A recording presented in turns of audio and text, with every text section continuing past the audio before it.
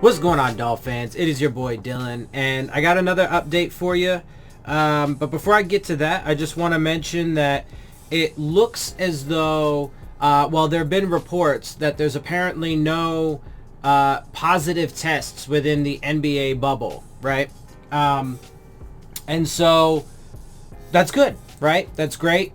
We know that there had been a little bit of a poke in there by the virus, got some people, right? Got some positive tests or whatever. Nobody has died, and nobody has even gotten all that sick, from what I could tell. Quarantines and stuff, obviously, but not much more than that. So that's good. Let's see if they can keep that up and see if they can continue to maintain, their season. We'll see how long that lasts. But it'll also be interesting, to see if the NFL can do it and if they can do it in a full contact sport. Obviously, basketball is not full contact, although they do come close to each other, quite close to each other, certainly close enough to be able to spread it. So we'll obviously see how that goes, but I wanted to give you guys that just to be fair, and to make sure that, all the information is out there. Because look, I would like football to happen. I just don't think it's safe. And I don't think that any of these ventures are worth taking the risk over, because all it is the profits of the corporations and the owners of the teams. So I wouldn't do it to begin with, but let's see what happens. Maybe they can get it right, and maybe they'll prove me wrong.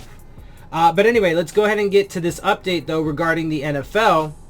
And this is being reported by multiple sources. But we have here, NFL reportedly offers to eliminate all preseason games for the 2020 season. So it looks like, the dominoes, though, are continuing to fall. Now we're not going to have any preseason games. So that means the very next thing, first of all, we have to wait and see, how training camps develop and whether or not they are able to prevent, massive outbreaks and whatever, fatalities, etc.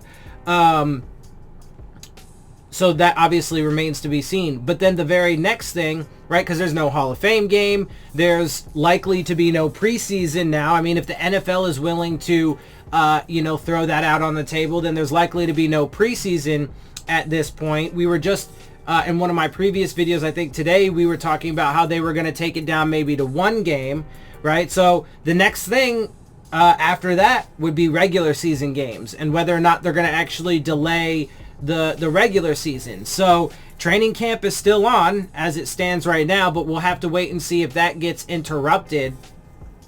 And then we'll have to wait and see if there's any regular season games at this point, and if so, how many, and then how that goes.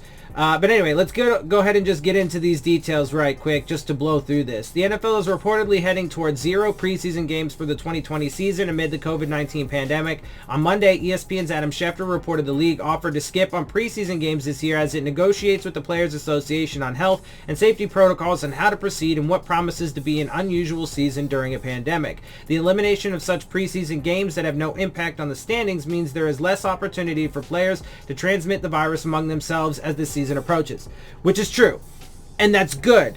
And obviously, you guys know I'm in favor of it, and it's a step in the right direction. But we have to note it does create lots of other issues. Like, for example, you don't have games in which you can, you just lose all the games at that point, right? So you have only training camp then to be able to evaluate the 75 guys or whatever it is that they have on their teams and on their rosters. So they're not going to have any games to even check out their starters, right? So that means they're literally going to go into the season cold, right? Aside from this little bit. So look, if there is a season, like specifically about the Dolphins, if anybody thinks that the Dolphins are going to perform well this year, you guys better be in store for a rough ride, because the likelihood with like an all new coaching staff, almost an entirely new team, still super young and inexperienced, they're going to have all new playbooks. The off season's already been totally fucked, right? Like, And I'm not really convinced in their ability to scout and evaluate and pick the proper players. I think that they've done too many reaches on guys. I think that, they've gotten too many guys that have significant injury histories. So far, their first draft class isn't panning out too well. Or didn't pan out well in their first year. So their second year might not be very good either. They might not even have an opportunity to take a step forward in year 2 if there's not a year, or, if it gets shortened or what have you. Anyway, so there is that side of it too. It does create a lot of other additional issues. That's why,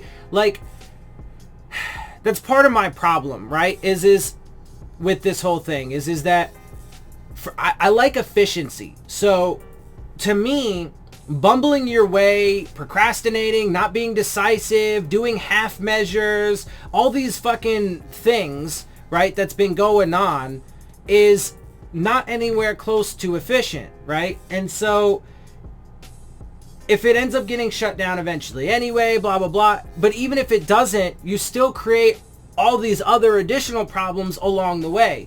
So it's not, you might overcome some problems, but then you create others. So it's not like you're actually really solving the problem. You're, mitigating maybe some issues that you had before, probably not even getting rid of them. So you probably still have those issues. It's not like the virus is just going to go away.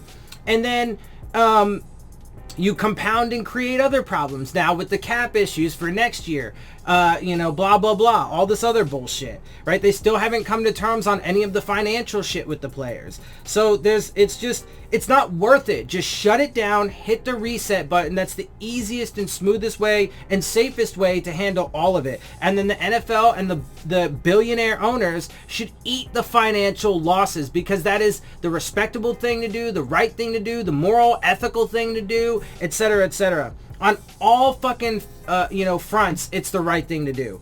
Anyway, while preseason games are often listless, featuring major players going through the motions in limited action and vanilla play calling with coaches hesitant to put anything of note on film, they do give those on the fringe of making the roster an opportunity to make a final impression before the season. One NFL owner told Judy Batista of NFL.com, "We can manage," when asked about roster evaluation without preseason games.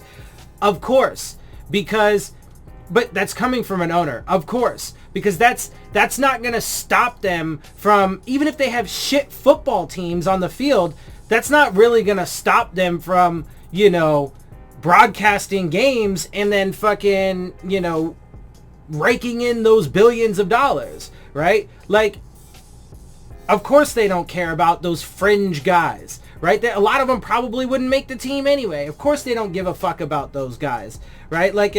It's gross. Anyway, this is one of a number of topics the league and players discussed Monday as they work toward final agreements. Batista reported players will be tested for COVID-19 every day for the first 2 weeks of training camp, which starts for the entire league July 28th. From there, the rate of positive tests will be used to make a determination. If that rate is below 5%, testing will move to every other day. The league will also utilize contact tracing via proximity recording devices. A desire for frequent testing was a major sticking point for players, many of whom took to Twitter on Sunday to campaign for clearly defined health and safety measures.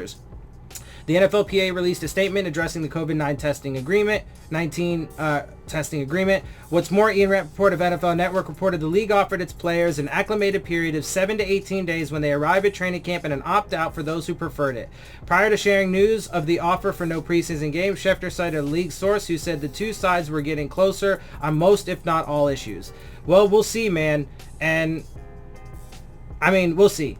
Like I said, I'm quite skeptical about all of this, but they can prove me wrong. And I hope they do.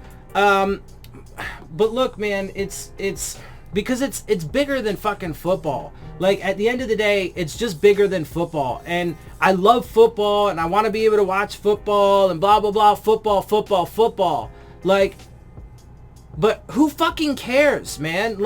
There are so many bigger things going on in the world right now than fucking football. I know you gotta have a break. I know you gotta step away and you gotta keep your mental shit straight so that way you don't fucking lose it and all that stuff. I get it. I've been a loner my whole life, so I don't even have people to fucking talk to most of the time, right? I get it. Trust me, I get it. But people's lives are just flippantly being played with here, and it's gross and it's disgusting. And then there's obviously all kinds of additional things, like the fact that our economy is being absolutely ravaged, and the civil unrest and the police brutality and blah blah, the fascist dictator in the White House, etc., etc., etc. Rigged elections, voter suppression. It's all nonstop and coming from a million different angles. But I promise you, okay,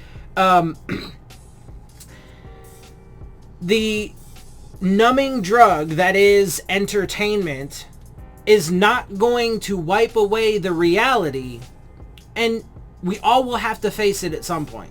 Okay, so I like to get ahead of things. I like to prevent issues, not create more, and I like to be efficient, man, and all that good stuff. So anyway, before I go off onto some major philosophical tirade, I'm going to end that and get up out of here. I hope you guys appreciate my perspectives. If you do, please hit the subscribe button, hit the like button, hit the bell if you want to get the alerts. Share my channel and videos with your friends and family. Leave your questions, comments, and concerns down in the comment section. And of course, as always, make sure you follow me on Twitter at Dillon Tartaro. And with that, I am out. I'll see y'all soon. Fins up.